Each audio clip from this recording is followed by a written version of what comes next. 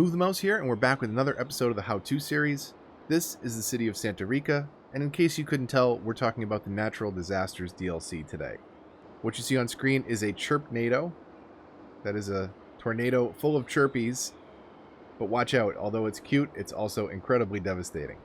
If you'd like to see some more behind the scenes on the creation of this city, check out my Let's Play Season 2, where we built up this city. And then Season 3 is when we released all the natural disasters at once onto this city. But let's go ahead and reload a save from before all the disasters struck and talk about some of the mechanics in the Natural Disasters DLC. Now I think this particular expansion has some of the most unique challenges out of any of the DLCs. The most obvious feature being that you can rain down disasters from above in a lot of different fashions. So you have things like tornadoes and earthquakes where you choose sort of the starting point, but it's going to radiate out depending on the strength. And you can choose the strength of these disasters when you're the one calling them. There's a slider in the bottom left of the PC UI, or you can hold Y or triangle on consoles to bring up the radial wheel and decide the strength of that disaster. Now, although most of them are very destructive, some of them are particularly useful, like the sinkhole and the collapse option. If you have things like full cemeteries, we can actually just cause a collapse on the building itself and then instantly empty it, which then allows us to rebuild a fresh, empty cemetery once we bulldoze the old site.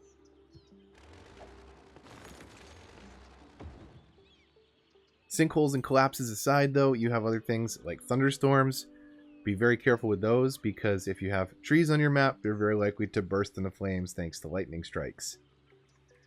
And then there's other options for things like forest fires, building fires, tsunamis, and meteor strikes, all with varying levels of destruction, which in turn you can decide how strong those are when you're the one calling those in. There's an option in the game menu to turn on or off random disasters, and when they're on, you have a slider anywhere from 0 to 10 for that disaster frequency. Now, even if you play with the disasters turned off, there's a number of really useful features that came along with this DLC, so let's dive in and talk about some of the unique buildings and offerings that come along with it. One of my favorite additions to this expansion is the Fire Helicopter Depot and Fire Watch Towers.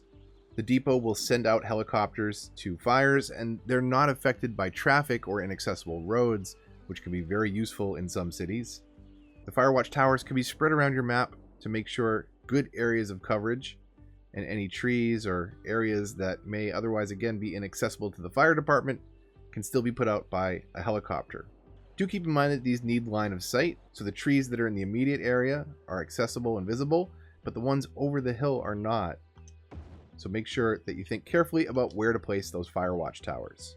Now, it's not just the fire department that has options for helicopters. Police and medical can also be sent out.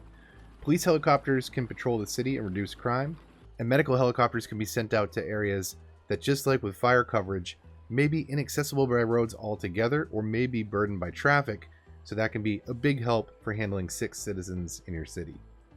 One very cool feature that comes with the DLC is the fresh water outlet, and you can place these just about anywhere, hook them into your existing water pipes, and once powered, any excess water in the system that isn't being used by your citizens can be poured out the freshwater outlet. And this can be really useful for making man-made lakes and other water structures like streams or rivers through your map. But do keep in mind, depending on where that water pours out, you can inadvertently start a flood, which is exactly what we're about to do. Now, once you've created your man-made lake or flood, you can interact with the building with the inspector tool and turn that off to force it to stop outputting water. If you do have a flood, you can drop in a pumping service, and this will send out trucks to go pump out water from those affected areas. The water then will be returned to the sewer system. Now, if you don't want to just dump excess water on your map or back into a body of water, you can also use the tank reservoirs. These can be placed on the map and then directly connected to a water pipe, and any excess water your city's producing can get stored in the tanks. That way, if there's an event, such as a natural disaster that prevents water delivery to your city, the excess water in the tanks can be delivered to the system instead. So it's a nice fallback to have as an option.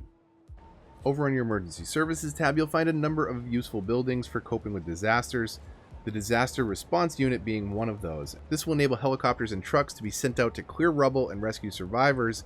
Once a building has been searched, you're able to rebuild it, and that can be really useful if disaster should strike one of your unique buildings or monuments.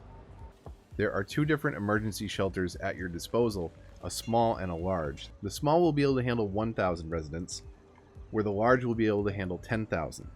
Now, just like other city services, these need to be accessible by roads, and when disaster strikes, you need to order an evacuation to send citizens there. They'll be able to take shelter there during the incident, and if their homes were affected during the disaster, they can live there temporarily while things are being rebuilt. There are a number of different sensors that can detect when disasters are about to happen. An earthquake sensor is a very small one that you can drop on the map to detect incoming earthquakes. A tsunami warning buoy can be dropped on the water's edge to detect when massive waves may be heading for the city. A weather radar station can predict when tornadoes and thunderstorms are heading your way. And the deep space radar can detect one of the most destructive forces, meteors. All of those early warning systems are great, but they won't help very much if you don't have a way to communicate the threats to your citizens. There are short and tall radio masts, which have areas of coverage. Just a couple of the tall ones will cover your entire map, but make sure you've got good coverage, and especially keep in mind valleys on the other side of mountains, which can affect signal degradation. It doesn't cost you too much to get good coverage across the entire map, so it's a worthwhile investment if you're playing with disasters on. There are a number of different unique buildings as well, most of them being memorials for disaster strikes. The first time a meteor impacts your city, you'll have access to the Meteorite Park. And then there's other disaster memorials, a helicopter park for dropping in all the helicopter depots, a pyramid of safety, and others.